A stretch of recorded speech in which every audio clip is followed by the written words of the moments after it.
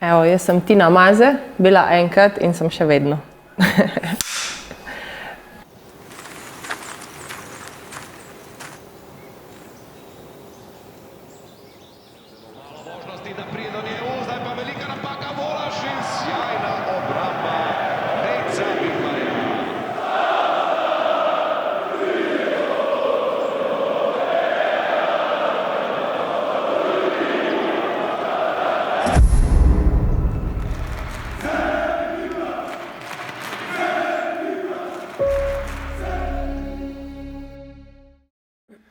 Wow, Tina, res sem vesel, da si se odzvala na moje vabilo, ko smo postavljali to oddajo 45 minut z Nejcem Vidmarjem. Si bila na prvem mestu, mislim, kako tudi ne bi bila, glede na to, da veljaš za verjetno najboljšo športnico vseh časov v Sloveniji. Do tebe sem prišel preko Jureta, mojega prijatelja, ki mi je dal tvojo številko. Na začetku si me malce pokregala, da ta številka ni za vsakega. Sem se ti iskreno opravičil, ampak neki mi ni dal miru in sem vztrajal. Športniki smo vztrajni in zdaj te imam tu. Res hvala ti in kako si? Hvala, Nejc, v bistvu nisem pokregala tebe, ampak Jureta, ker točno ve, kako sistem funkcionira, kako ga mora poklicati in Jure je pač obral bližnjico in je meni v bistvu pač dal direktno stik. Andreja ima zdaj sicer tudi ogromno drugih obveznosti, tako da če je kaj, da meni všeč, jaz to pol seveda naredim in tokrat sem rekla, da pridem in seveda pa ne morem iti povsod. Seveda. Prihajaš iz Gorice, tudi danes si se pripeljala iz Gorice, iz tiste na italijanski strani, zdaj že kar nekaj let živiš in tam deluješ, kako je tam? Ja, v bistvu zdaj prihajam z Gorice, ki je v tem letu sta Nova Gorica in Gorica Evropsko mesto kulture, prestolnica in moram reči, da vse čestitke in eni in drugi Gorici, da združujejo ljudi. Pred kratkim smo bili na koncertu v Novi Gorici enega zelo znanega benda italijanskega, se pravi, so vsi Italijani hodili v Novo Gorico na ta neki stvar neverjetna. Ko govorim o Gorici, mi pride že italijanske besede, hitro naprej, kar za Korošico pač verjetno ni najlepše, ampak meni pač okolje vpliva in mislim, da ni nič narobe s tem in včasih sem prav ponosna, ko mi rečejo, da sem Korošica z italijanskim naglasom. Res pa je, da Gorica nisem celo leto, sem zelo še vedno veliko potujem, delujem v Švici tudi, delam tam z Štökljem, promoviramo brand, razvijamo materijale in Gorica je en dom, kjer se počutim doma. Zakaj? Ker lahko gremo v Slovenijo po časopis, v Italiji spijem kavo in imamo v bistvu obe državi praktično brez meja. Evo. Ani dober, čau! Kaj ti je pa Italija, recimo, kje ti je najbolj fascinirala, kaj ti je najbolj dala oziroma nad čem si najbolj navdušena tam? Italija je mene povsem spremenila. Zakaj? Zato, ker Korošica sem bila res iz okolja Črna na Koroškem, ne vem, a si že bil? Si že bil? Če ne moraš priti enkrat, je res en kraj, ki je zaprt, obdani smo z gorami, zares na varnem. Na varnem smislu tudi, da se nismo navajeni toliko odpirati, ampak mene je ta stvar nekako skozi leta, pa ne samo mene, mogoče vse mlade, nekako omejevala in si želijo razvijati svojo osebnost izven tistih meja črjanskih. In s tem me je pač pot pripeljala do Andreja, do Gorice, do njegovih prijateljev, ki niso govorili praktično ene besede slovenske, kljub temu, da živijo na meji. In sem bila primorana se nekako učiti italijanščino.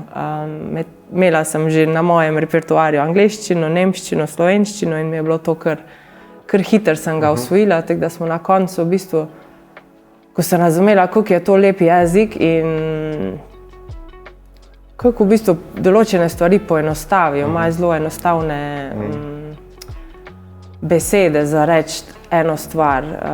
Predvsem pa, kar me je najbolj navdušilo pri Italijanih, je to, da so odprti, da nimajo slabih namenov zadaj. To. Medtem ko pri Slovencih včasih sem imela vedno občutek, da je odzadaj nekaj, kar pač ni čist, tam ne veš. Ampak pri Italijanih pa, ko sem se začela počutiti res, da sem lahko to, kar sem, da ne rabim,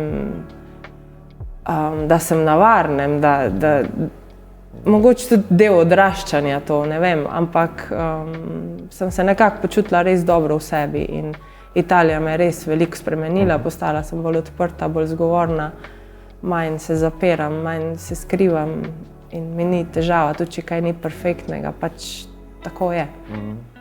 Rekla si, prihajaš iz Črne, v knjigi si omenila tudi, da si hrepenela potem, zanimalo te, kaj je na drugi strani.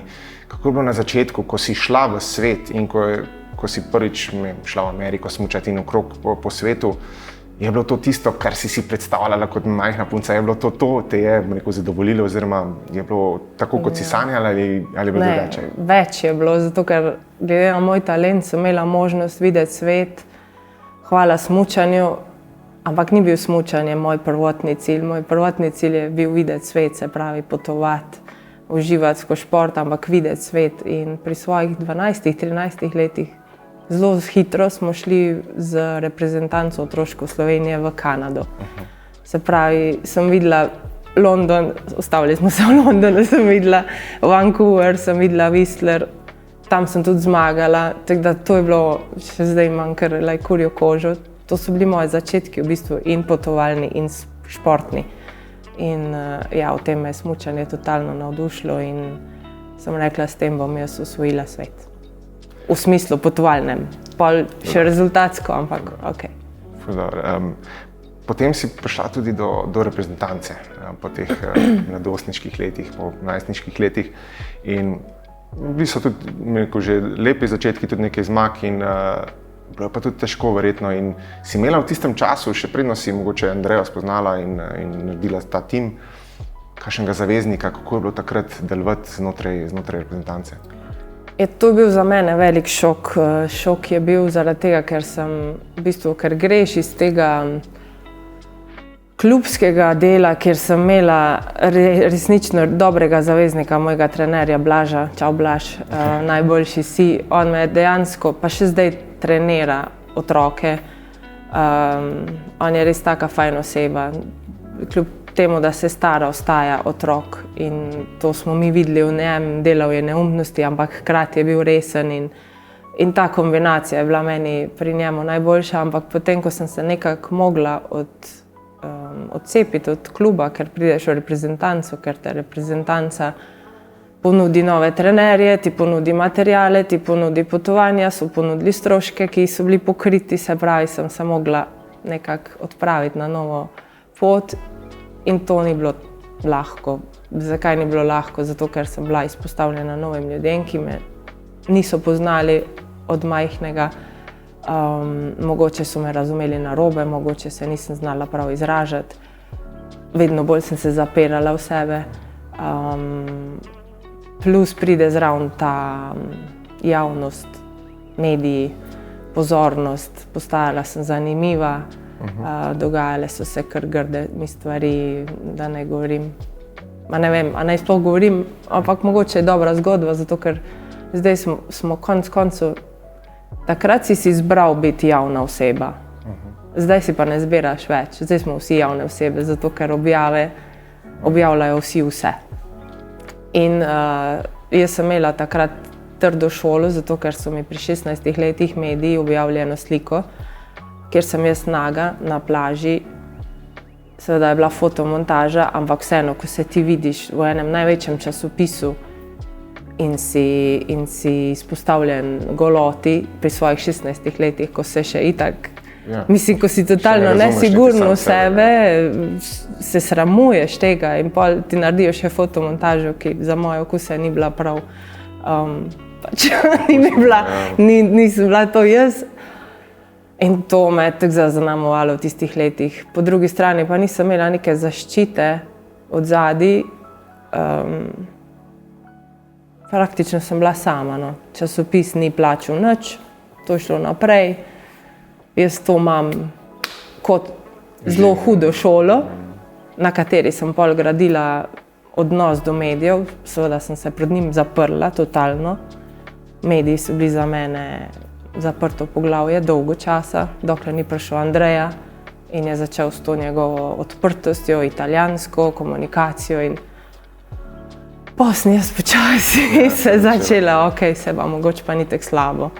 In smo res razvili pa res take odnose, ki jih imam zdaj s tabo, ker se lahko pogovarjaš o temah, pa tudi če se ne poznamo, pač športniki smo le na eni isti valovni dolžini, ampak takrat so bili to drugi novinarji, s katerimi smo res imeli lepe odnose, bili so del ekipe praktično, ker so bili neke vrste trikotnik med komunikacijo z mano in Andrejo. Jaz sem prišla v cilj, govorila sem z njimi, oni so napisali in Andreja je pol to bral, ker on vsega tega, kar jaz povem, ne bi mogel poslušati. Pa pardon. In je bilo pol pa spet lep odnos z mediji. Zato zdaj spet pač mediji so vedno del zgodbe, ampak kaj sem hotela reči, da te šole so trde za otroke, danes so pa lahko tak na telefonu. Pa ne samo, pa te še izsiljujejo verjetno, če naš to, ti bomo to. Tako da res nismo v enem fajn svetu. Reka si leta 2002, mislim, da si se spoznala tudi z Andrejo na testiranjih v Ljubljani, tako piše v knjigi. Rekel, kako je bilo na začetku, govorim iz vidika, sta takoj, ne na osebnem ravni, ampak na te odnosu tekmovalec in trener, sta se takoj ujela, si rekla, to je to sem rabila v tistem momentu, ali je to trajalo več? To je trajalo. Andreja, prvi pogled moj je bil, that's a problem. To je problem, ne? Ker jaz po naravi sem len človek in priznati si to, da rabiš enega, da te kdaj brcne v rit, sem rabila nekaj časa. Tako da na začetku nisem bila taka, sem pridna, sledim, poslušam, ampak če se da, pač ne bi, ne. Včasih me ne rabim, nisem en, ki more skozi nekaj delati, v redu sem, tudi če ne delam. Pol prideš ta nek cikl, ko smo začeli, znanje neverjetno, ki ima Andreja, je prihaja iz atletike. Spremenil je naše treninge. Prvih treningov se spomnim, da smo vse punce hodile po stopnicah rikverc dol, ker naprej ni šlo, ker smo imeli tak muskelfiber, da pač nismo bile vajenih teh treningov. In pol postopoma, mislim, prvo leto, ko je bil z nami, sem zmagala prvo tekmo.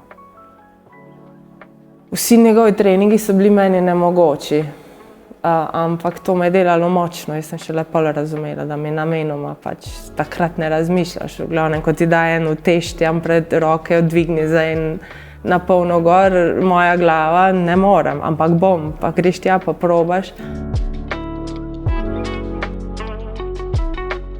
Ampak trening je itak ni to, da ti dvigneš, ampak da te stresira non-stop, ne. In to je Andreja me non-stop svetovni prvak. Znal pod stres dajati, če danes me daje in v bistvu to je trening, stres je trening. In potem to je bilo seveda še vedno v sklopu reprezentance, ker Andreja, ko sem bila stara 16, kdaj je prišel, 18 let, ne vem, 16-11, sem bila v reprezentanci, smo delali skupaj Špelo, Alenko, Natašo, izjemna ekipa punc pred mano, od katerih sem se učila in to obdobje potem privatne ekipe skupaj z Andrejo je bilo šele, ne vem, 6 let kasneje. Ko si rekla, da te je znal Andreja stresirati oziroma pripela do tega, da te je pač preizkušal, ampak hkrati na koncu je bilo to dobro za tebe, za tvojo pripravljenost. Kako bi ti rekel, kako mora človek poznati tebe na drugi strani, da ve, da greš do limitov, ne greš hkrati toliko čez, da bi prišlo do poškodb. To mi je fascinantno, da si ti praktično celotno kariero brez resnejše poškodbe, brez seveda neke minimalne poškodbe, ampak da si to preživela, kako dober mora biti tim okrog tebe in predvsem tudi Andreja, da te pripravi do tega, ampak hkrati veliko poškodb se zgodi ravno v kakšnem treningu, ko si preforsiran. Ti do tega, pač, da je znal to, kdaj ja, kdaj ne, kako počivati in vse to. Vsak je drugačen, ne? Jaz sem tak tip, lahko govorim zase, zato ker ti si lahko drugačen. Zdaj, ko Andreja trenira, Andrejo Slokar, ona je drugačna. In važne so povratne informacije. Kaj ti kot tekmovalec znaš povedati trenerju, zato da on pol lahko gradi na tem. Zato ker če ti ne znaš čutiti sebe in ne poveš, je lahko problem, ne? In trener lahko pretira.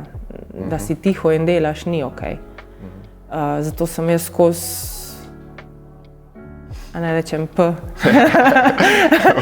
preventivno sem P, da se ne bi kaj zgodilo. Ker jaz sem res, poškodbe pri meni ne pridejo v poštev, jaz padcev ne sprejemam. Sem zelo previdna, delam, ampak čutim, ko ni, ko se neki strahovi so bili prisotni non-stop in za moje pojme na moje strani pretirani in sem pač delala na teh strahovih, a so realni, a niso realni, koliko me bremzajo pri tem, da jaz grem čez moje limite in koliko še lahko grem. Tako da vedno sem se poslušala in probala pač to deliti z njim, da je razumel, kje sem. Seveda, pol prideš do točke, ko tvoja glava enostavno reče ne. Bili smo na enem treningu v Novi Zelandiji in moja glava, moje telo je bilo, ni me bilo. Ampak vztrajal, da naredim še eno furo ali še dve, ne vem, slaloma. Slalom je drill, hitro. Vsega, okej, po radiju jezna, seveda, on me na jezu dolgo vedno. In jaz z jezu sem pol pretvorila v moč in to je šlo bum, bum, bum dol in je pač rezultat je bil dober. Ampak funkcionirati na jezu na dolgi rok je kar utrudljivo. Sploh zdaj to čutim, ker tega ne transformiram, da ni okej. Ampak hočem reči to, da na treningu v Novi Zelandiji sem rekla, lej, če si kaj naredim, si ti kriv. Tako da jaz naredim, ampak če se mi karkoli naredi, krivda je tvoja. Preden, da sem naredila. Tako da je čutil odgovorno za to, kar dela. In ja, pač ni se mi naredilo nič. Jaz mislim, da dobro smo delali to in Andreja je dober v tem, da res zna narediti, ko je čas, eno res dozo preventive. Se pravi čas, kdaj je to? Zdaj. Ne septembra. In res smo bazo imeli široko, ogromno dela preventivnega, nesforsiranega. In pol, ko je bilo treba stopnjevati, logično pol tam greš na finese. Da je pa vajen odnos prešel to tisto profesionalno raven, a je bilo to še prednost ustanovila, oziroma je bil ustanoven Team to Amaze, ali je bilo že, oziroma kdaj si začutila, da tukaj pa nekaj drugače čutiš do tega, do Andreje? Ja, v bistvu se je začelo še, ko smo bili v reprezentanci. Jaz sem imela eno res slabo leto, 2006, ko sem bila psihofizično čisto na podnu. In v bistvu s pogovorom z Rastotom, ki je bil takrat direktor, je rekla, edina šansa je, da začneš spet graditi z Andrejo. Greš do njega, si z njim delaš en mesec z njim kondicijo in pol vidimo, kje si, ker tako ne moreš. Taka nisem mogla biti. In prvi treningi so bili res, Andrej je rekel, to na nič. Pol počas, taka, ko sem jaz počas. Smo prišli ven iz te lukne, počas. In ja, Andrej je bil tudi takrat v enem obdobju, imel je možgansko kap, tako da tudi on je mogel počas iti ven iz tiste lukne. Tako da smo skupaj nekako počas šli naprej in jaz sem se zaljubila v tisto počasnost. Andreja je drugačen, ta možganska kap mu sploh ni tako škodila. V redu je. On je tudi normalen, se pravi. Pa smo bili v tem obdobju, ko je bil meni krasno z njim. In sem se čisto zaljubila v to, pa mi je še eno rožico dal tam, ojoj, ne, no to je čudno. In tam se je v bistvu vse razvilo, zato ker je tisto leto bil še trener reprezentance in mi smo pa pač... Ste imeli kdaj težave zaradi tega, ko se je to pol... Prvo leto smo to pač povedali, ker skrivati sem enostavno... Nima smisla, ne? Ne, za moje pojme ne. v glavnem te utesnjuje, te bremza, te reže krila. In to smo pač povedali puncam na sestanku in trenerjem. In smo rekli, če komu ni prav, naj pove zdaj. In pa je bil Andrej Parovšek prvi, ki je bil v reprezentanci z nami kot serviser. Meni je prav. In pa Andrej je bil res tak prvi simpatičen odziv na to najin odnos. Ostale puncam je bilo prav, ker smo itak poznajo Andrejo, mislim, Andreja ni da delal zdaj razlike. Ampak vseeno te stvari v ekipi lahko so moteče, lahko pa tudi ne. In smo to rešili prvo leto tako, pa so se trenerji zamenjali, trenerji niso sprejemali več tega koncepta in so hoteli Andrejo dati ven iz reprezentance. In takrat se je meni pač skoraj spet podaril svet, sem rekla, to ne gre. Zdaj tam pa tudi vstalo. Jaz bom nehala. Ja, no evo, ker so na pravi točki. Zdaj mi dovolj, da ti zaupam nekaj osebenega, ki se povezuje, boš videla na koncu.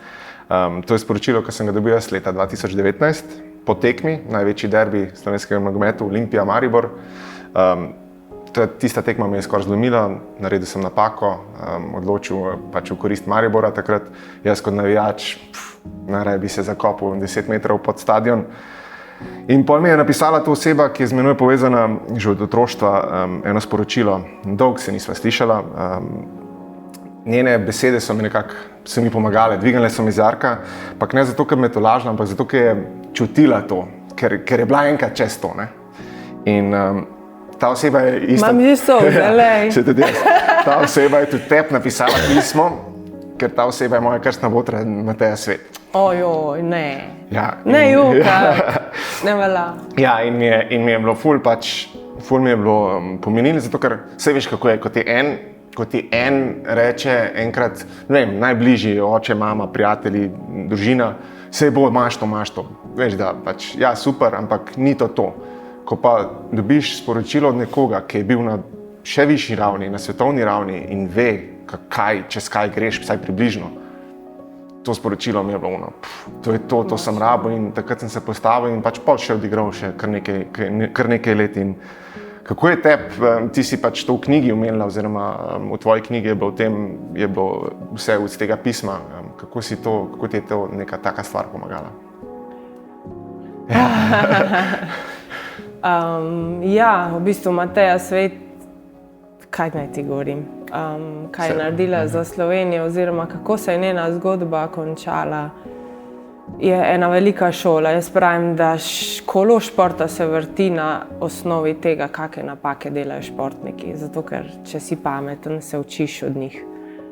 Jaz nisem hotela biti naslednja Mateja Svet, to je bila resnica. In Vito Divac, ki je bil eden od teh novinarjev, s katerim sem res dobro sodelovala, je bil z njo v stikih, jaz je prej nisem poznala, bila pa je idol moj. In ne tu na tej točki, ko so ostala, ampak že eno leto prej, ko sem bila jaz res v luknji, totalni, mi je poslala to pismo tudi ona. Pač take besede te zadanejo. In vrhunski športniki lahko pomagamo vrhunskim športnikom, zato ker smo tisti, ki smo šli čez to. Tako da ja, Mateja, imaš super botrc. Ampak to je tisto, ki praktično potem po svojem otroštvu praktično nisem videl, nisva se nič slišala. Potem je pa prišel ta message, tako wow, odkje in res veš, kaj pravi za krstnega botra, da ga rabiš takrat, ko je najtežji. In to je bil dejansko moj najtežji trenutek v moji športni karieri, ki mi je takrat pomenila vse. In res, tako ki si rekla, športniki se ne zavedamo, kakšno moč imamo, kakšne besede res dajo tak pomen in res mi je ful pomagala. Ja, Mateja ima eno lepo poslanstvo, da nas lahko kaj nauči in nas je in vrti kolo športa naprej. Ja.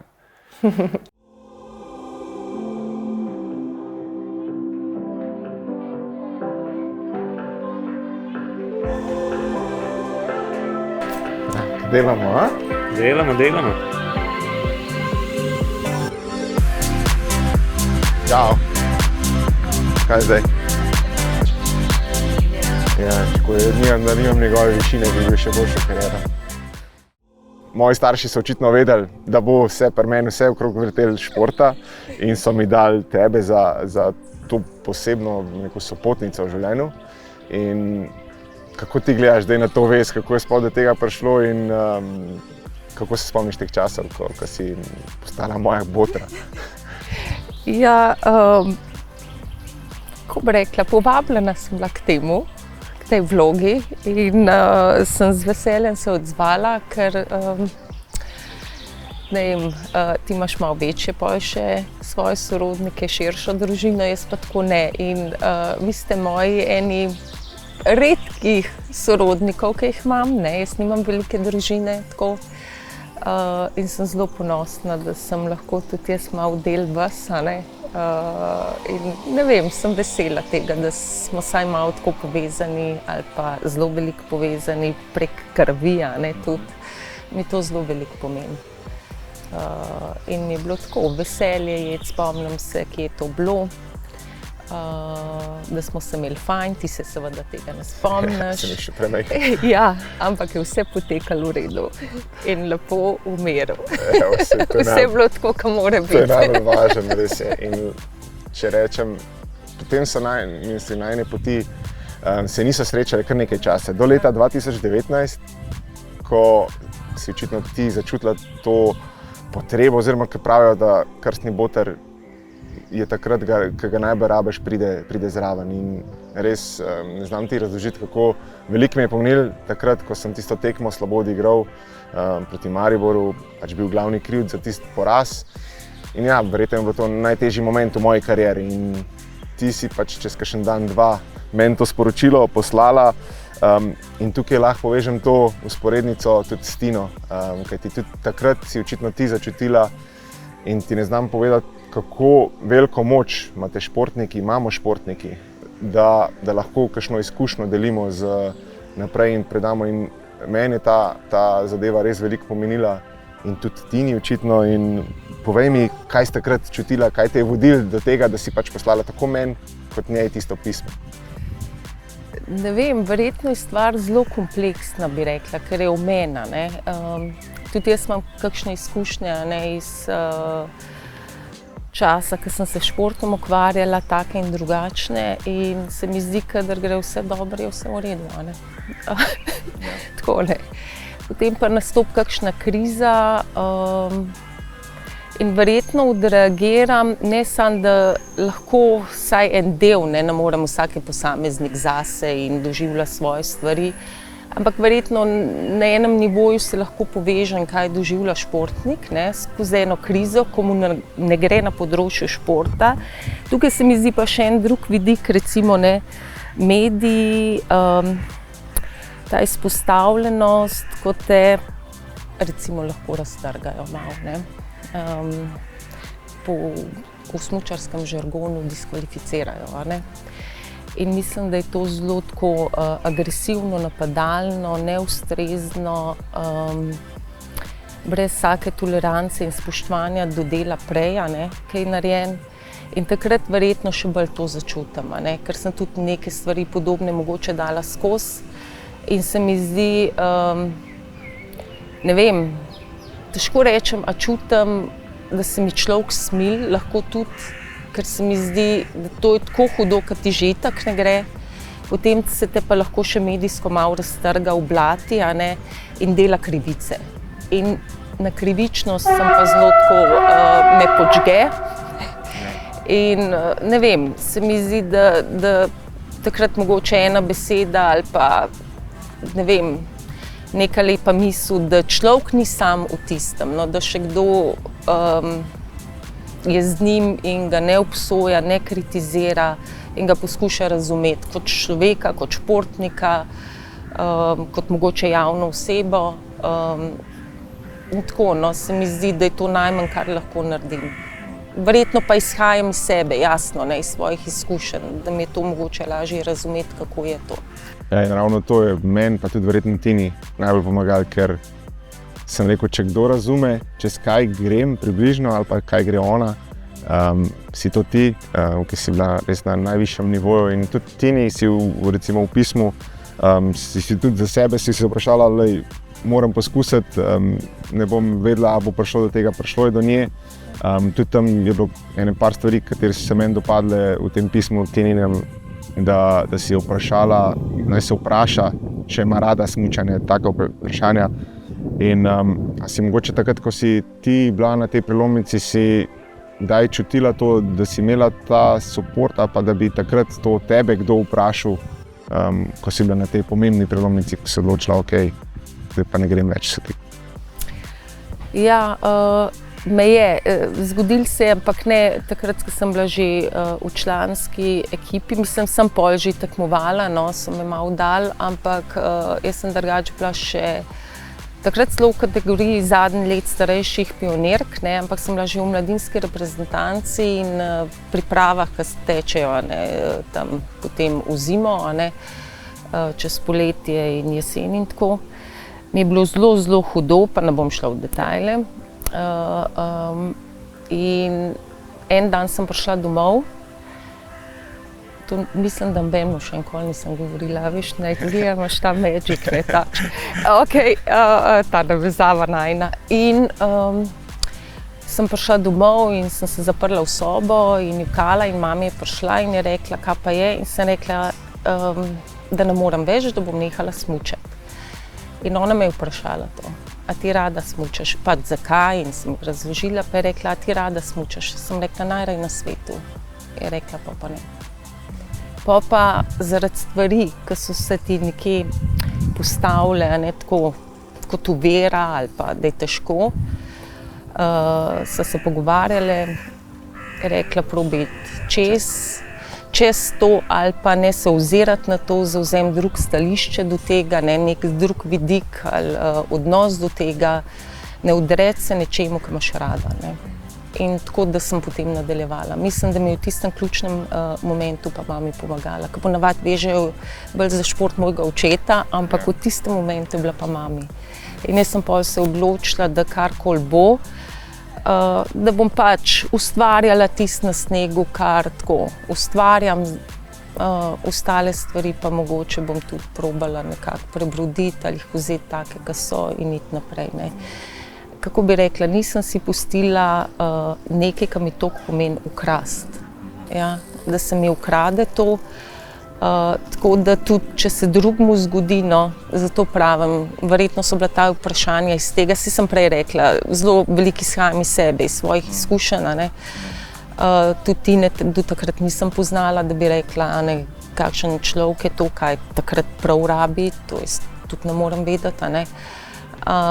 Ampak zdelo se mi je, če je to tisto, kar ima zelo rada, da je še srce tam in ta duša in pripravljenost zgraditi nekaj, ne ostane tam, ne ostane ta umetnica na snegu in ne živi to polnost tega nekega mojstrstva, ki ga je pol dosegla. Ne. Se mi zdi škoda zaradi ene krize ali nekih uver ali nekih odnosov to prekiniti. Ne. Potem se pač odločiš, greš dalje, tako ste ustanovili tim TMACE, na začetku majhen tim, ki je potem z leti rastel.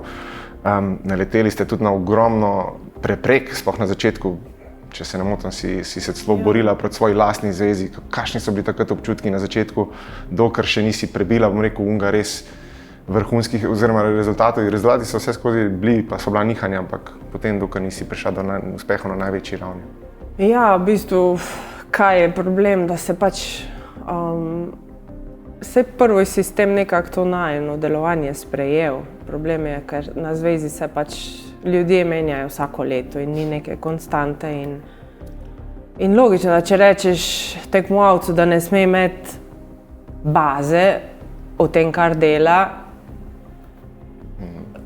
tekmovalec ne obstaja, zato ker jaz mislim, da tekmovalec brez ekipe ne obstaja. In če nimaš ta pravo ekipo, pri 25 letih meni ni mogel več noben soliti pameti, kaj rabim. In hvala Bogu sem bila dovolj stara, da sem lahko sploh ustanovila to privatno ekipo, ker pogodbe pač te omejujejo. Hvala Bogu je bil en člen, da jaz pri 25 letih imam dovoljenje narediti svojo lastno ekipo, seveda na lastne stroške in vse to, kar pač pa še zraven. Kar je bilo pač najbolj žalostno, da smo mi to naredili, podpore praktično nobene od zveze, pa ne samo to, da ni bilo podpore, ne smeš biti z nami v hotelu, punce so me niso začele več pozdravljati, praktično cela struktura se je obrnila proti meni, čestitev mi ni nobeden.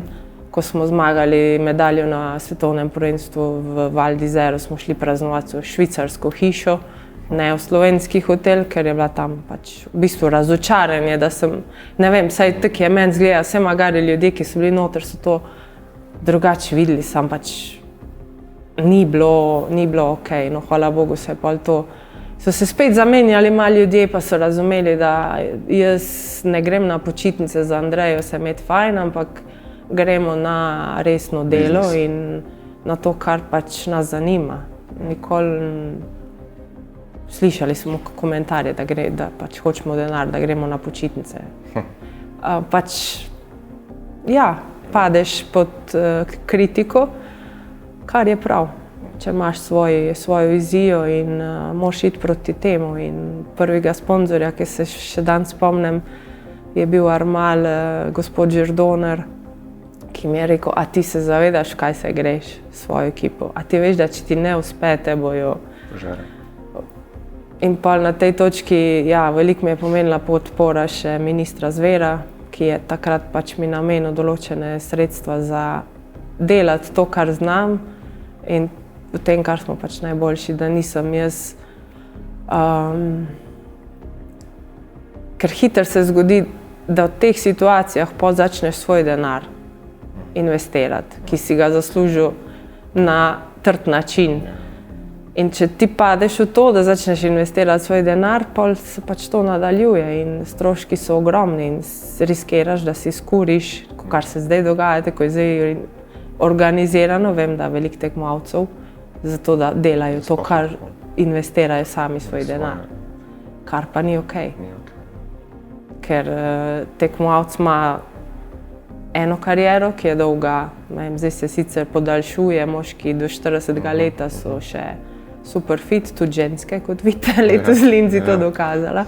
In se lahko podaljšuje, ampak vseeno v tem obdobju moraš nekaj zaslužiti za tvoj cel life, tako je treba račun narediti, ker ta služba je kratka, začne hitro, ampak je kratka.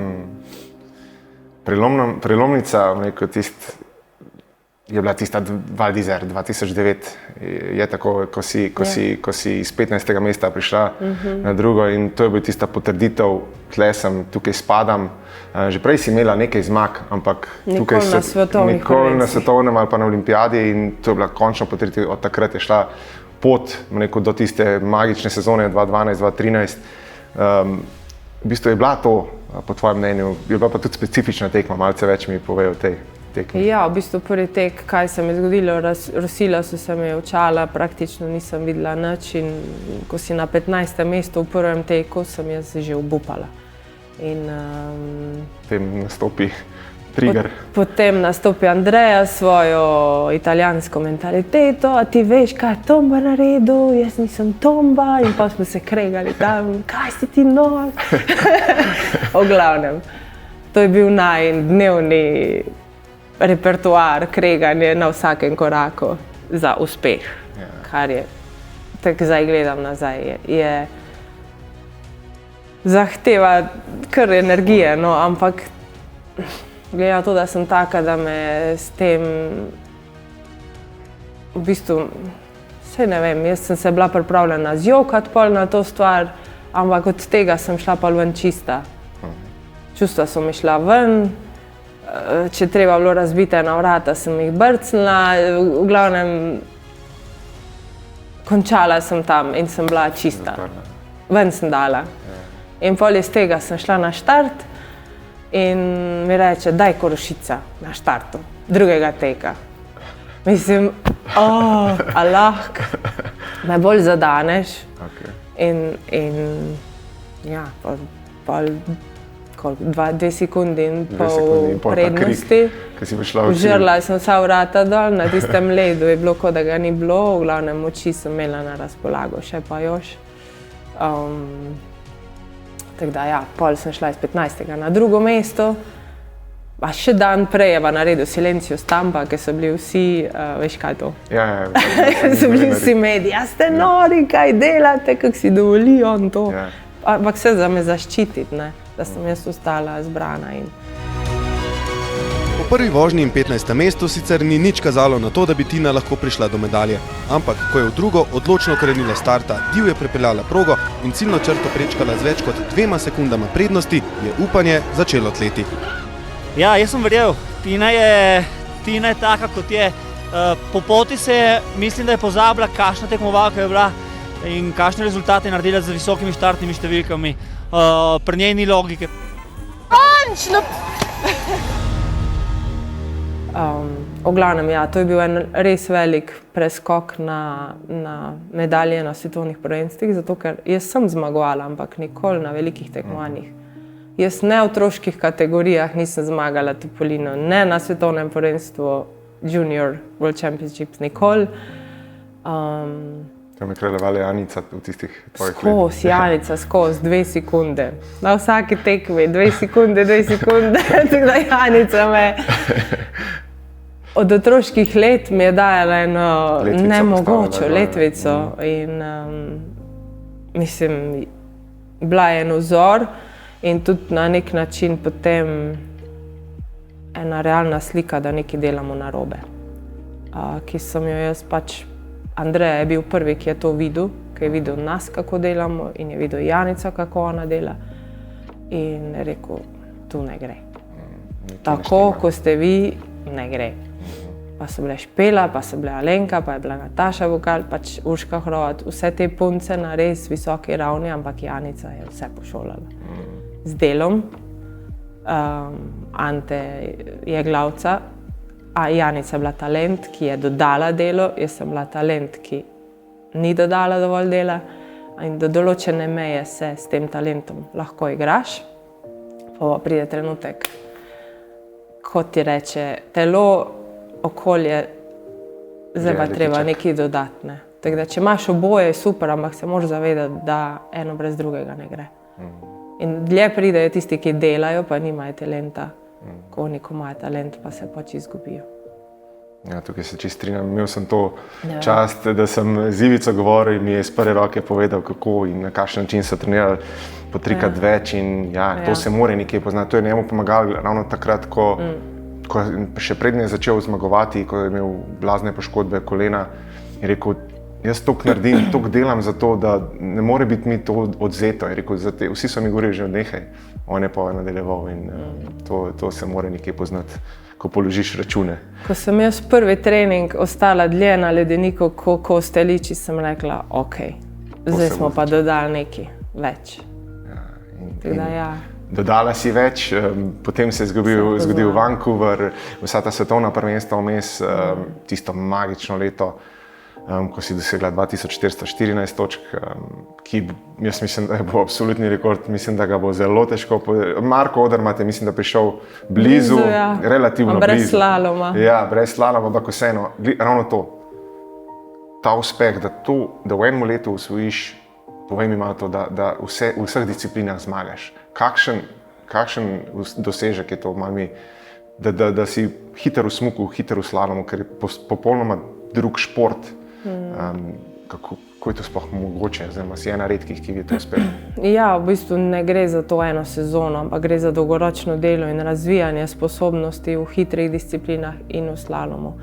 Zdaj, jaz sem bila bolj, jaz štartam iz veleslaloma. Tam sem bila jaz najboljša, od otroških let smo se največ ukvarjali z veleslalomom. Slalom je pol se dodajal, pa sem imela kar velike težave osvojiti ta ritem, hiter in tudi karakterno se mi zdi, da sem bolj za valček, kot pa za neko bombardiranje s konji. Prosti.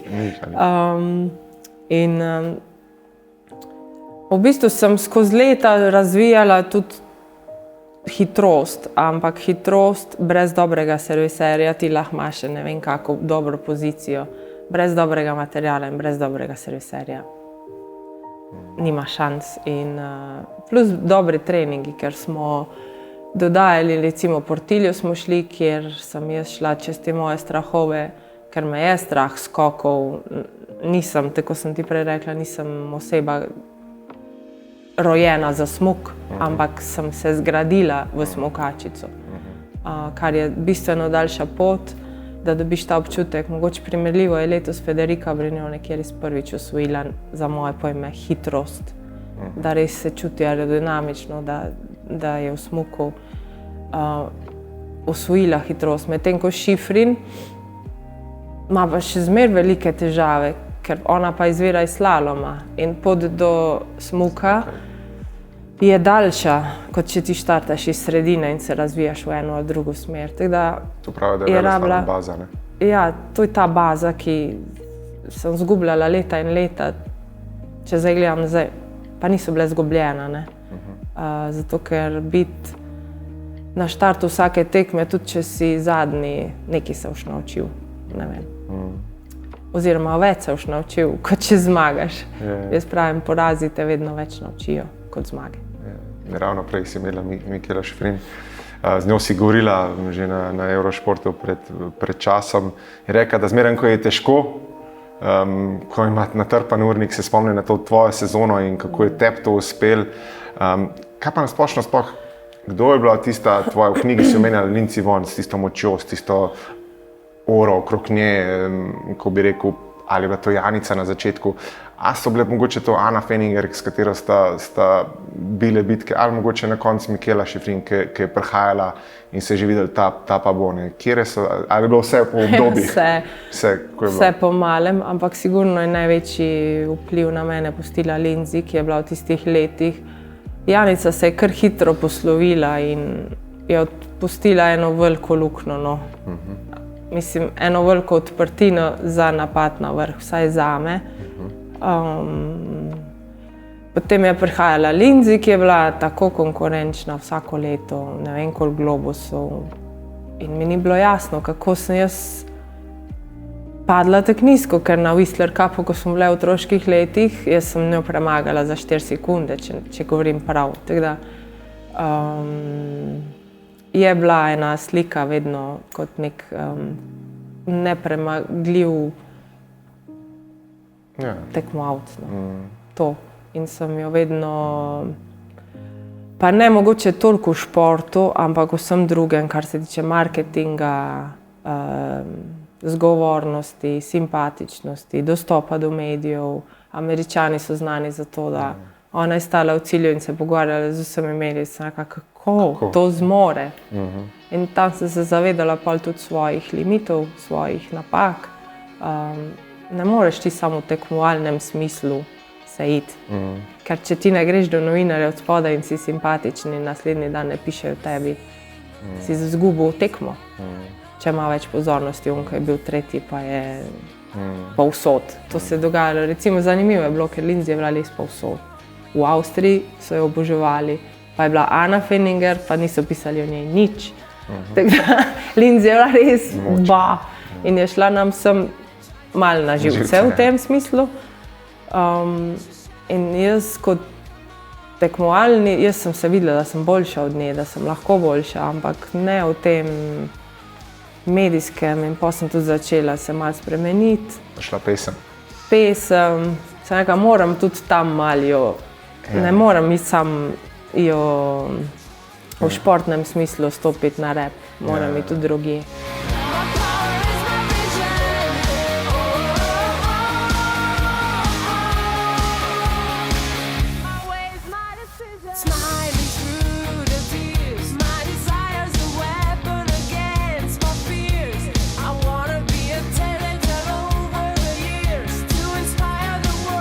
In potem sem se začela še z drugimi stvarmi ubadati, ki so bile na koncu ful simpatične in malo smo jo zdrmali. In mi smo veseli, ok, pustimo njene poškodbe, ki to je res pač žalostno oziroma jo je zaznamovalo, ampak mi smo bili veseli zate, ker si prinesla toliko veselja v slovenske domove. A si kdaj med treningom razmišljala o teh svojih nasprotnicah, recimo Linci, pa te je to gnalo, ali je bila kakšna druga jeza, kakšna, ne vem, kaj te recimo v najtežjih treningih, ko si rekla, ali je bil sam to Andreja, ko te je znal pritisniti na gumb? Veš kaj, jaz sem se naučila, da bolj si v tem trenutku, zdaj tukaj, boljši je. Zato, ker če si prisoten, v tem trenutku narediš največ. In moj fokus ni bil, kaj bom jaz. Mogoče je to nek nauk, ki sem se ga učila skozi kariero. Mogoče prejšnje sezone je bil cilj nekaj drugega, ampak na koncu, da sem naredila teh 2414 točk, je res ta nauk, ker sezono prej je Lindsay naredila 2000 točk. Moja kariera je bila pa v skupnem seštevku, jaz sem bila 4., 3., 2. Se pravi, matematika je prva naslednje leto. In Lindsay je v tistem letu, ko sem bila jaz 2., naredila 2000 točk. Se pravi, če jaz moram slediti 4-3-2-1, moram tisto leto zmagati praktično vsako tekmo. Mislim, moram biti spredi, pomeni podium. In za biti spredi, jaz ne morem se zdaj, lahko sam se fokusiram na to, da tukaj zdaj naredim svoj maksimum. Ker tako bom pol lahko resetirala, se spočila, logično zadnja ekipa, ki je skrbela za moje dobro zdravstveno stanje, fizioterapeut, plus smo imeli najboljšega serviserja. Andrej je bil najboljši na svojem področju in je bila ta kombinacija res možno narediti ta rezultat. Če teh ljudi ne bi bilo, to je čist ekipni uspeh. Ni bil pa fokus na Lindsay, ampak na tem razvoju mojem.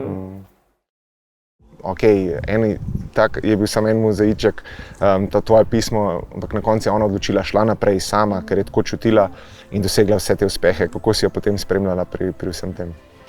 Seveda, z navdušenjem, kaj ne rečem, serijske zmagovalce, samo kaj, z navdušenjem gledamo in se ne samo občudujemo, ampak tudi, ne vem, se čudimo, kako to zmorejo, in tudi ona, to je, kar je, tako kot si rekel, se ne da niti našteti tega, ker bi bila cela vdaja verjetno v naštevanju pol teh njenih dosežkov.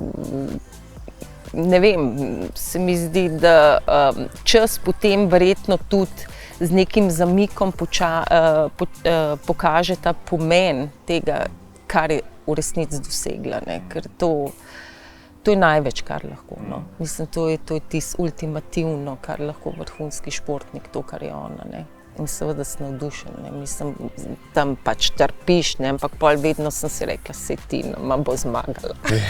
Se malo potolažiš še pred štartom. Res je bila v tistih sanjskih sezonah. Se bo, se bo spet zmogla in bo spet odpeljala tako, kot zna. Pa je bilo velikokrat tako. Ja, skoraj vedno. Res je. Lepo spominjati teh časov, ko ti ni šlo tako, kot se je po maslu, ampak a si kdaj tudi pogledala na kakšno, si imela to usporednico med vama, recimo, si kdaj tudi tako gledala, na tem mestu sem bila podobno, ali pa ne vem, kakšne vrednote, ki ste jih nosili tudi taki šampioni, kot si bila ti. Ti si bila v bistvu Tina Maze, pred Tino Maze, pač cela Jugoslavija te je gledala, ne samo Slovenija, ti si bila pač ponos celotnega Balkana in a kdaj si mogoče bila v tem elementu, da si neke usporednice? Ma ne vem, ne da bi se jaz zdaj spomnila, sploh ne. Meni je bila Tina, mislim, zato ker tako uspešna kot je Tina, in to se mi zdi, to je tisto največ, Jaz daleč, da bi dosegla kaj sploh podobnega kot ona, In je to tak, jaz tako vidim, tak razkorak med tem, da niti nisem vlekla kakšnih sporednic. Ona mi je bila pač zase tam smučarka, izjemna, zanimiva. multitalentirana, ne, s tem z glasba, tudi tako, jaz mislim, da se zna tisto, kar vem, ne, umetniško izraziti. Tudi družba se je preoblikovala, jaz sem še tekmovala v času Jugoslavije in drugega režima, ne. So bile tudi razmere, ne, malo drugače bilo, no, tudi organizacija in tako, ona je kasneje. Tako da ne vem, ne, ona mi je bila pač svoja kot Tina. Se nisi Tina čutila? Maze, ne. Res je. Amaze. Ja, mislim, kaj ne rečem.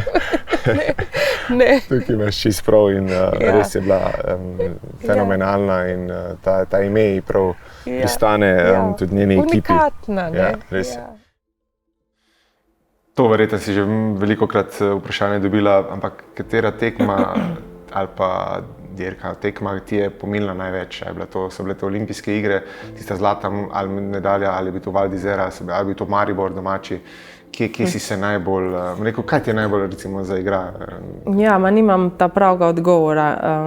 Vem, da je to težko vprašanje. Ampak, ne, ni.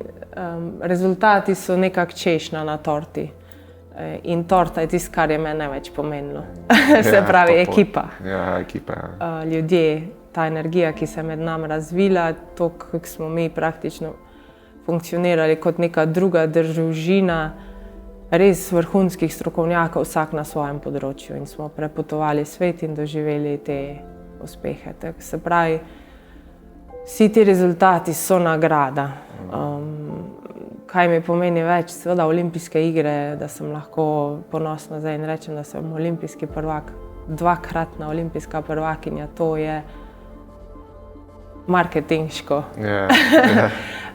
športno, wow. Ampak na koncu so ljudje tisti, ki delajo zgodbe in to ne smemo pozabiti.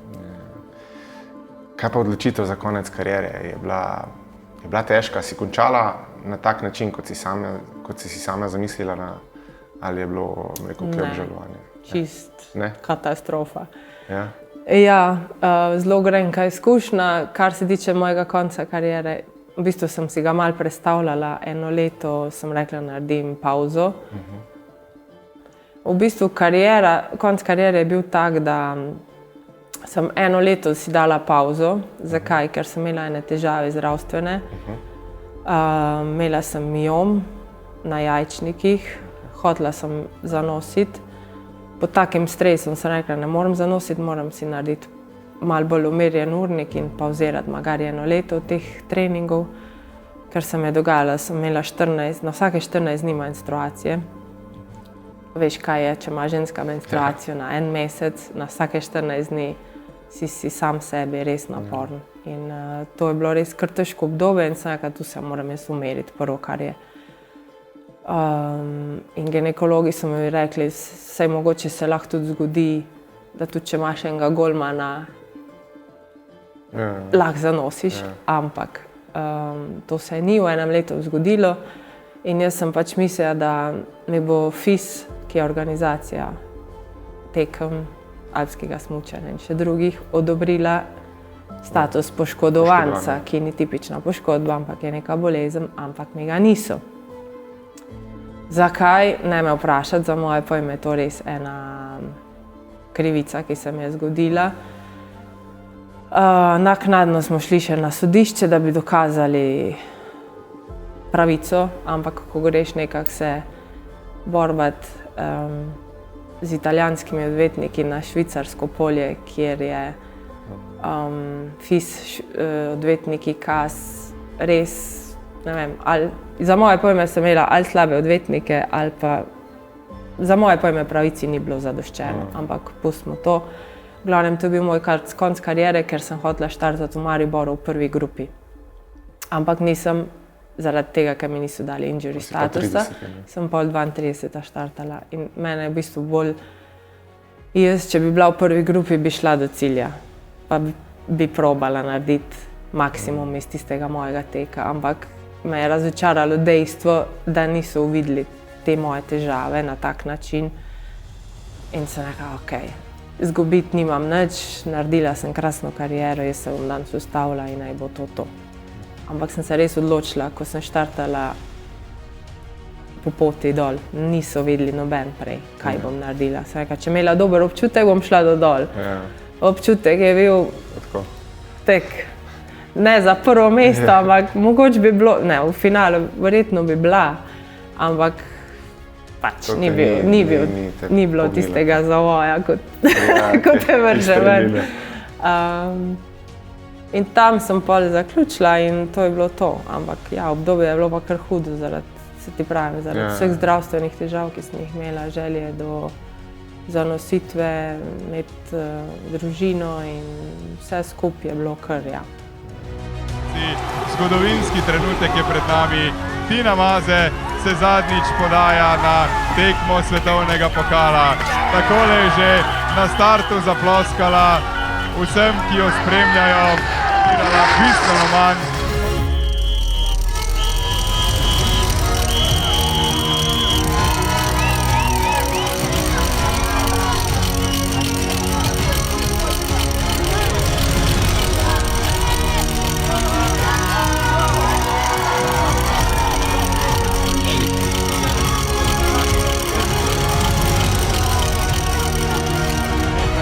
Sodelovala, potem pa na samostojni poti.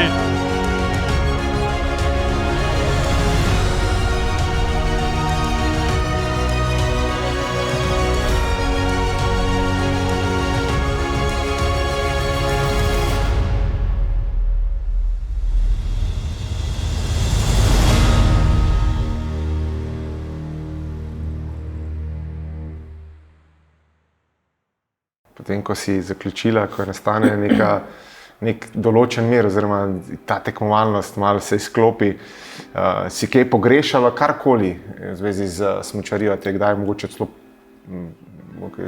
razmišljala, da bi se vrnila ali pa kaj. Kakšni so bili občutki takrat, ko si zaključila? V bistvu vesela sem, da smučanje mi še vedno grem rada smučati. Je pa bilo eno obdobje, ki se je zdaj lani končalo. Lani sem šla prvič spet na količke, pa se malo zaletavati v njih, pač ustvarjati ritem spet skozi količke, ki še zmeraj ga imam, pa vem tempistiko, ampak takoj po karieri jaz se nisem več predstavljala, da sem jaz v neko stvar zabijala vsako sekundo. In to mi je bilo ono, kar me je čisto odvračalo. Hvala Bogu sem pa skozi Eurošport še zmeraj bila toliko blizu tem svetu, da mi praktično ni manjkalo nič. Z drugimi sponzorji smo še delali druge projekte in pol se mi hitro rodila Nuk. In ko si enkrat mama, je ta ritem v bistvu tako poln, da kaj, je v bistvu še bolj intenziven, kot biti vrhunski športnik. Zakaj? Ker vrhunski športnik ima tudi počitek in je to vse sprogramirano, da se on počuti super. Materinstvo pa počitek, kaj je to? Bojenje na 2 uri po noči in meni, ko vzameš spanec, je to. Tako da, v bistvu materinstvo me je spet vrglo v en drug, kar intenziven ritem. Tako da, nekako manjkalo mi. Kako je bilo pa med kariero? Postala si mama in čudoviti deklici, ampak kako je bilo, recimo, si kdaj čutila to, da recimo med kariero nisi imela tiste moč začutiti to ženstveno plat, ker si bila res v tej tekmovalnosti. Je kdaj med kariero bilo že v bistvu pismo, da bi pa res pustila najraje to, pa šla v to, ker pač za ženske, za vas je veliko teže, pač mi moški lahko ne rabimo prekinjati kariere zaradi tega, ne? Ja, pa tudi drugačni ste, vi v genih nimate mislim, ja, ste očetje, mogoče moški danes se bolj čutijo, pa grejo tudi malo bolj v to čustveno plat, pa je ne zavirajo, tako so mogoče včasih, kar je po moje čisto kul. Ampak moški ste bojevniki, ne, v bazi, moški tisti, ki gre v napad, moški tisti, ki je šel loviti. Ženska ni tista, ki gre v to v zgodovini. Ženska je tista, ki pazi in to me je kar, moram reči, malo me je pasalo, malo me je pa pokvarilo tudi v tem smislu. da mi je manjkal ta del, ker šport je krut, šport ni čustven. Šport moraš biti hladen in dan si me že enkrat spravil v jok, sem sama sebe presenečena, da me nisi še večkrat, ampak včasih to je vse. Ali pa si toliko močen, kaj jaz vem, toliko močna sem postala, da vse, kar je bilo nežno, prav zgine.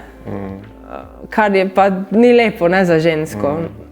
In ja, to me je tako, to sem čutila zadnja leta in odkar sem mama, tako uživam, ker ti da eno drugo dimenzijo neko. Ja, ki je prej nimaš.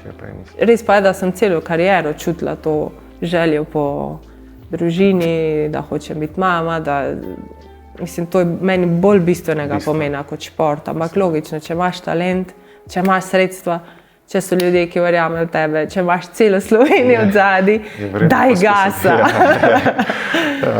Kako je pa z imenom, ki ste ga zbrala za svojo hči, ima kakšen globlji pomen?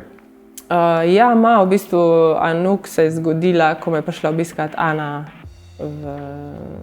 v enem poletju, sva bile par dni skupaj na morju, Feininger, Fight Zdajšna. Me je prišla obiskat in potem se je nekako Anuk primla, brez golmana.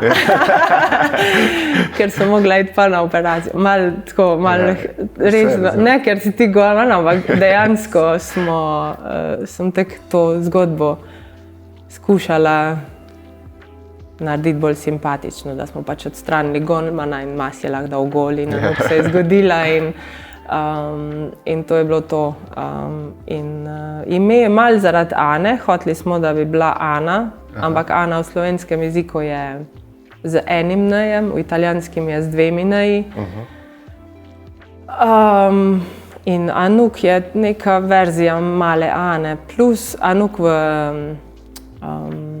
Eskimi imajo njihov pomen, imena Anuk je Snežinka. Se pravi, pa še k meni, pa ne samo to, rodila se je februarja, ko je bila res nevihta, snežna in nekako pa še to k njej.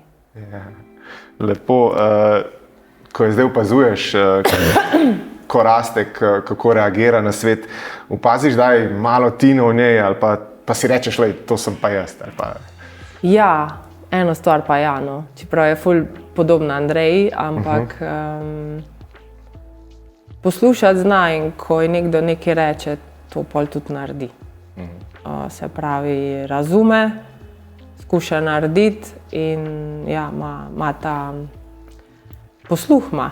So mi rekli tudi v glasbeni šoli zdaj. Lepo. Daj mi še to povej, zaupaj, pomembnost tega plana B po karieri, oziroma že med samo kariero. Tudi ti si sama, potem sicer že med, doštudirala in povej mi, a si imela skozi to pač, ok, to moram narediti?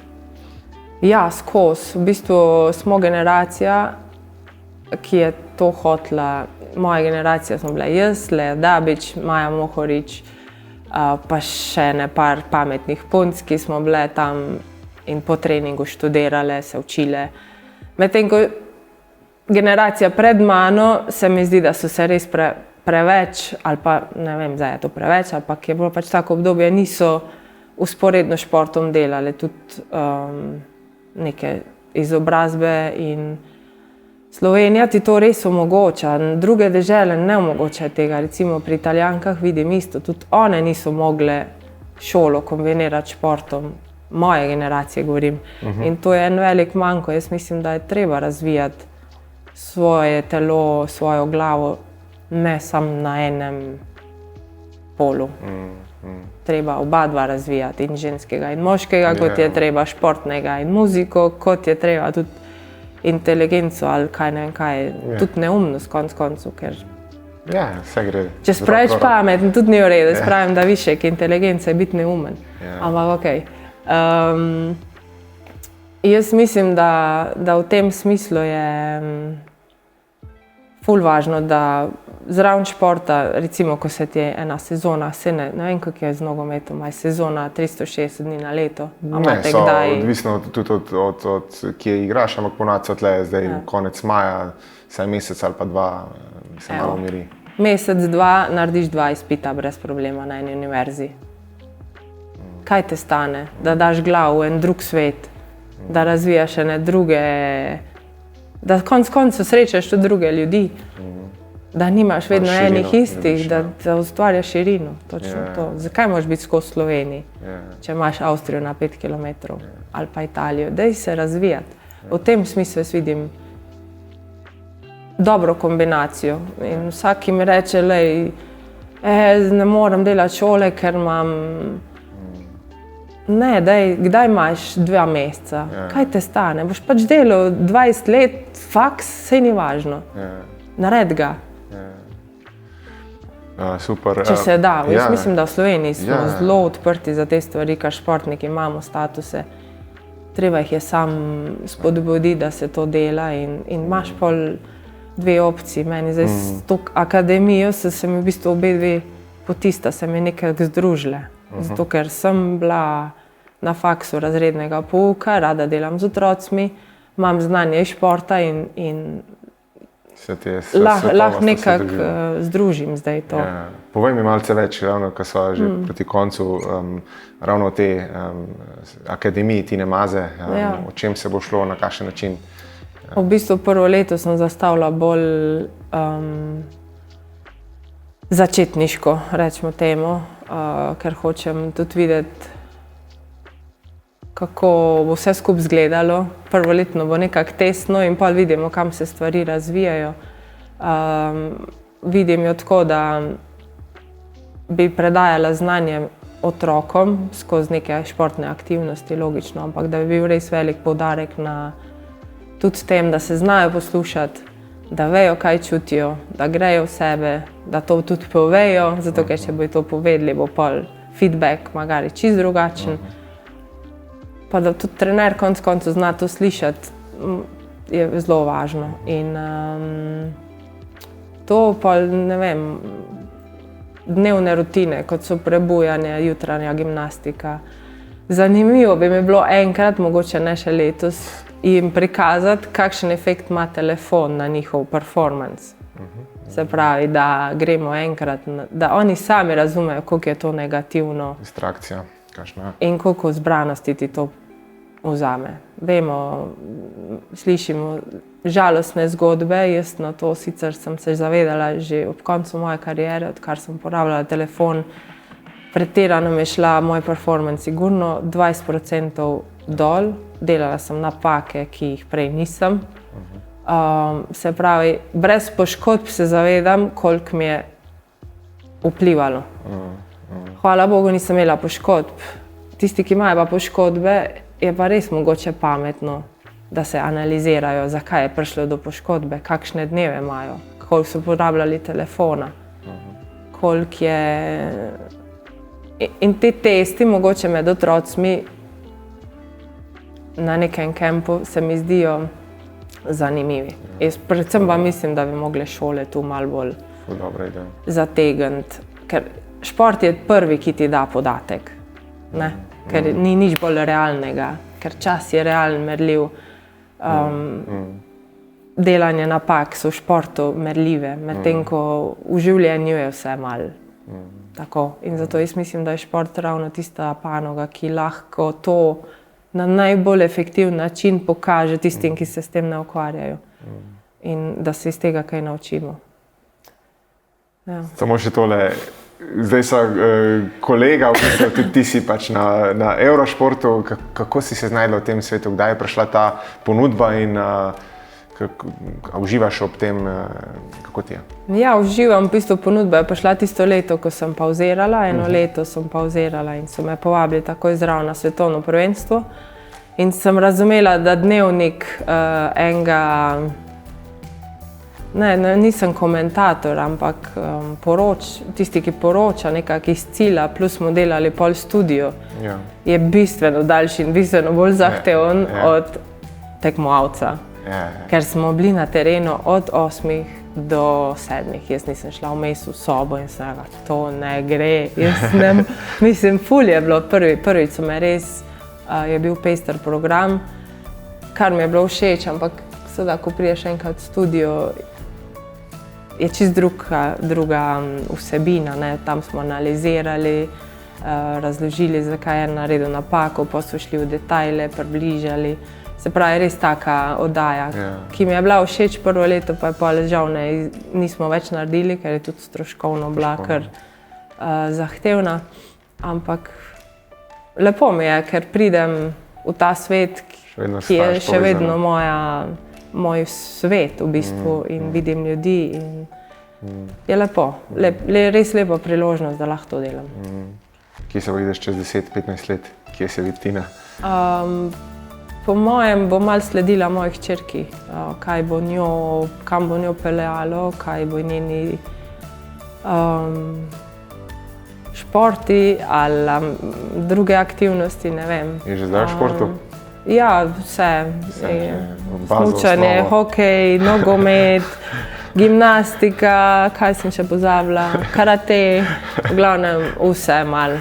Nogomet je pa njen najljubši, by the way. Lepo. Pravi šport. Nič, Tina, kaj ne rečem, res, tako kot sem rekel že pred oddajo, res sem ful vesel, da si se začutila to, da si prišla sem, kot si rekla, ne prideš povsod.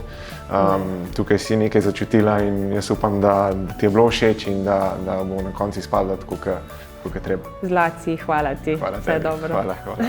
Super, hvala. Za konec, če bi za konec sam mi pisala Tino z eno besedo. Če imaš eno besedo, ki bi jo najdla in bi bila primerna za njo. A res sam ena? Lahko s svojimi besedami, pa tako bi rekel. Edinstvena, prva misel, ki mi pride. Edinstvena, tako kot sem prej rekla, multitalentirana, inteligentna, lepa, humorna, to tudi ima, dinamična. To ni bila ena beseda. Vse to je Tina, tako da Mateja, res hvala za tale pogovor. Res sem užival, me veseli, da naj kljub temu, da je mogoče združil spet ta moj slab moment, ampak kot si rekla, te momenti se morajo zgoditi, ker takrat šele vidiš, kaj ti kaj pomeni, koliko za to vložiš, kako sebe spremeniš in kako te točke in naj je ta moment združil spet, tako da me ful veseli. Se moramo zahvaliti Tini, ali kako? Čuti, med drugim, evo vidiš, super, hvala ti še. Hvala tudi za darilo, hvala ti. Super, hvala. Ja, točno. Kje se?